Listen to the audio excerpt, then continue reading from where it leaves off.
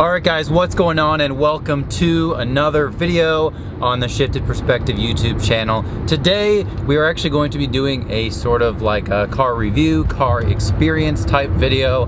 I haven't really done a lot of these recently, but I have one of my buddies who has a modded 3 Series, an E92, and we keep going back and forth and sort of talk about how, you know, the M3 versus the modded 3 Series is a very common argument, but however, a modded 328 normally doesn't come in the picture when you're having that discussion. So we're gonna kind of do a little overview of his car. He's gonna tell you guys about the mods, and we'll kind of just be able to experience it together, because I have driven it once and I've been in it once, but I think it's a really nice build. It's really clean and it is very budget friendly compared to like an M car. However, he has done a lot to it, so keep that in mind.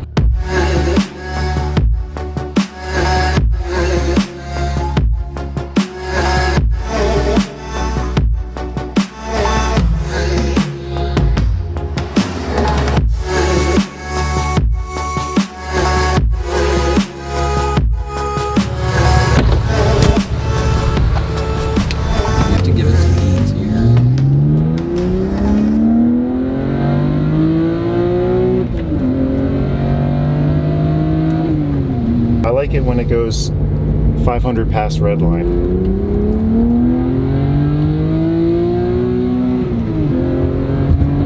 What's going on, guys? Welcome to a little feature video with my buddy Al. We are doing sort of a comprehensive, I would say review as comprehensive as it gets on this 328i, but I'm gonna let this guy kind of give you a rundown of the build, because he has so much stuff done to it and I don't want to, I guess, mess up the strategy of the build or miss anything as we go over a few speed bumps here. So, oh, good,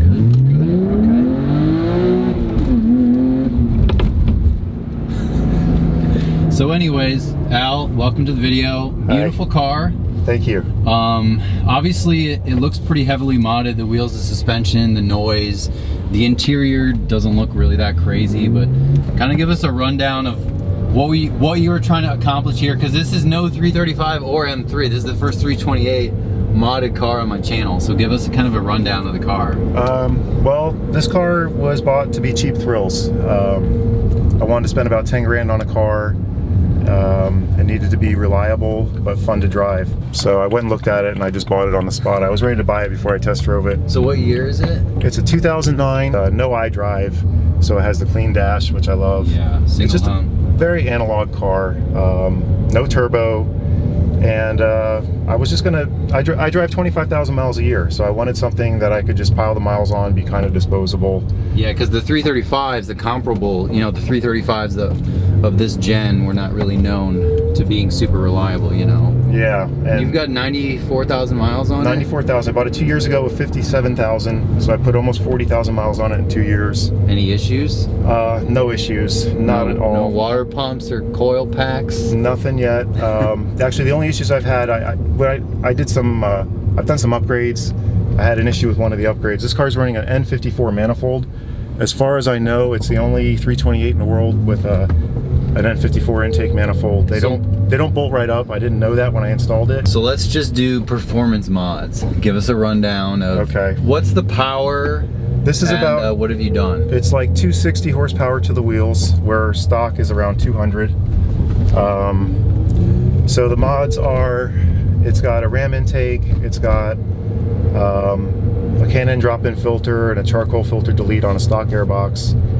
It's got a N54 intake manifold, which is like a big bore, oh no, I'm sorry, N54 throttle body, which is like a big bore throttle body for this car. It's got a N54 intake manifold. It's got modified Valvetronic shims, which is it's sold by this guy named CobraMarty on the N52 forums. That gives you like 10 wheel horsepower. It's got headers, it's got secondary cat delete, it's got... what about a tune? It's got a tune from Bimmer Performance Center for the manifold and the MILVs and the headers. It's got a... I swapped the diff from an X version of this car which has a 391 rear end. The stock rear end in these cars is a 323. Yeah. So all told, this car stock would do the quarter mile about 14.8, 14.7. Now it's doing it around 13.7 with me driving. Probably could be a little faster if you slip the clutch. And it's been great. It's been dead reliable, and it's a blast to drive, and I just love it. So you've got to tell us suspension as we try to clear another speed bump in this area. So give us a quick, brief suspension overview. So the suspension on this car is it's a BMW Performance Suspension, which lowers the car about 1/2 inch. And then it has M3 control arms, front and rear. They just bolt up. They give you a little added camber, and they tighten up the feel a little bit. It's got an M3 steering rack from an E92 M3, the Apex Arc8 wheels. Yeah. And I'm running 255 square tires, the PS4S Michelin's. Yeah, those are good tires. And then the only other thing would be I also upgraded the brakes. I put the front brakes from a 435 convertible. They just bolted right up. I got them for 500 bucks on OfferUp. That was a great upgrade. So I noticed you don't really scrape on things that I thought you would scrape. So, I mean, it seems like a pretty daily livable Well, this car vehicle, was built to be a daily, and it doesn't scrape. I rarely scrape in it. It's probably as low as it could be and not scrape. I also was concerned, I put on a vented diff cover when I swapped the diff, and I thought maybe it hangs a little low in the back. But that also I've never hit anything. So for Florida, you know, Florida's pretty flat. We don't have a lot of transitions and hills and driveways. So the last thing, which I think everyone wants to know, is the exhaust, because the exhaust is pretty loud. It gets a little nasty for what it is. So tell us, like, you know, this car's a daily, but yet the exhaust is a little bit obnoxious. The cool thing about this exhaust is it's got like a dual nature. So I've got an advanced Autowerks muffler, which has a resonance chamber, so it eliminates drone. So right now, you don't really hear it, and it's very livable, especially like cold starts and cruising on the highway, there's no drone. But then, like, if I give it revs, you can really hear it. That sounded like it scraped a little. You weren't paying attention.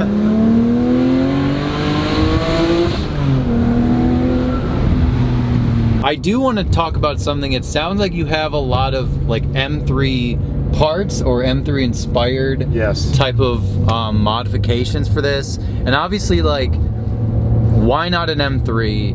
I mean, is it just price and the fact that you're piling on so many miles and the depreciation, or what? You know, what's the thought process there? I've test driven, I think, 5 M3s now, E92 M3s. And I love the car, but it's just like you said, to put 20 or 25,000 miles a year on a car, the maintenance on that car is a lot of money. I bought this as a second car to just drive for work and just to be kind of disposable. I started looking on the forums. I didn't see a lot of M3s with more than 200,000 miles on them. I don't know if people don't drive them that far, or they just get too expensive to drive that far. Yeah, that's part of it. I mean, that would be part of it for me, you know. So, and then the throttle actuators and the rod bearings and all that kind of scared me away a little bit. And then I think driving the way I drive, it'd probably get like 12 miles to the gallon. Probably would enjoy spending the money though. Yeah. I don't know. Maybe someday.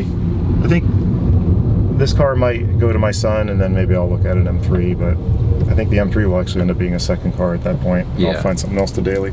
All right, so you just told me you don't have a lot of money into this car. It sounds like you do with all the things you just rattled off to me. You know, M3 parts here and suspension there. All these parts are junkyard parts. I got a oil cooler from a N54 salvage. You know, it's a lot of N54 manifold is a takeoff part, the throttle body. I had $100 in those parts, 500 bucks on the brakes. The diff is $200. I did add an LSD, so that was expensive. That was like $1,500. That was the most expensive model on the car. Yeah. The headers were $900, and then the muffler was like $600. Did you do anything with the shifter? It seems very short. It's got a BMW short shifter on it, and this is the BMW Performance knob. Which I'm really happy with, but I I mean, like the pedals I bought, they're knockoff pedals I bought on a forum for 30 bucks. They're not real AC Schnitzer or whatever. This steering wheel came off eBay. It was $230 delivered. It took a month to get. So I mean, I did cheap on everything. The front splitter and the side splitter, the side skirt extensions are eBay's. They were like $100 each. The spoiler on the back was 70 bucks on Amazon. Yeah. So it's not, I didn't put a lot of money into it. I've been having a lot of fun with it, and I mean, honestly, I just love the way the car looks, drives, and I'm really happy with it. All right, so Al, you let me drive this thing. Let's try not to stall it. And we have no scrapes or anything, right? So far. Oh man, I already love how low this car sits. It feels lower than the M3. For what it is, for like the price point and the mods and everything else, I mean, if you don't have a performance car and you're not ready to get into an M3 and you're scared of 335s, like, this car actually holds its own. Normally, I'm gonna be honest, I would like shit talk 328s, but like, you've done such a good job with it and been very diligent about like the point of the build. Like, I think people lose track of it and they start doing like all these crazy things that don't really make sense for the car, but it does make a lot of sense. I mean, the suspension feels really good. Yeah, it's funny, like seeing the way that the car looks from the front, you'd be like, oh yeah, you know, we're gonna scrape for sure, but no, it goes right over it. I mean, I'm going super slow, but yeah.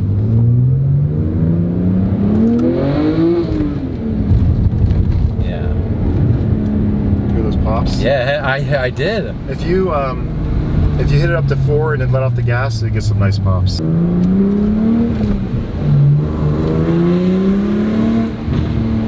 There we go. I heard that one. Yeah. Yeah. I mean, it's not fast, but it's definitely like, it's very dynamic. Ooh. Brakes are solid. It's not an M3, but like that's not the point, you know? Yeah. I like it. Like it'll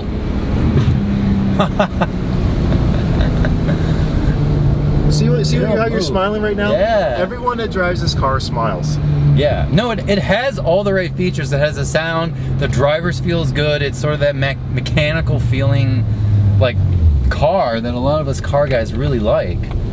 I mean, that's really the thing, is if you start making a car too crazy, you know, with turbos and all these crazy sounds. I mean, it does get a little crazy, the sound of this thing.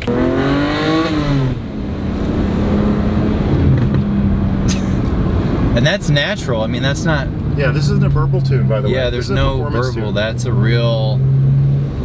That's a 328 burbling naturally. Okay, I've never heard that before.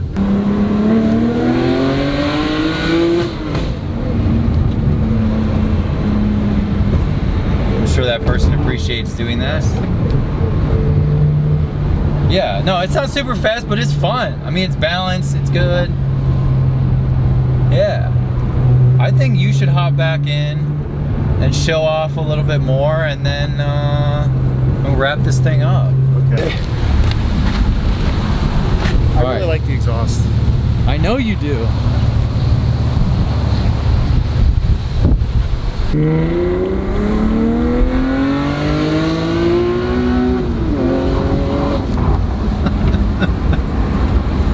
That?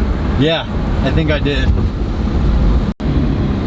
It's right at 37 is where it pops. Okay.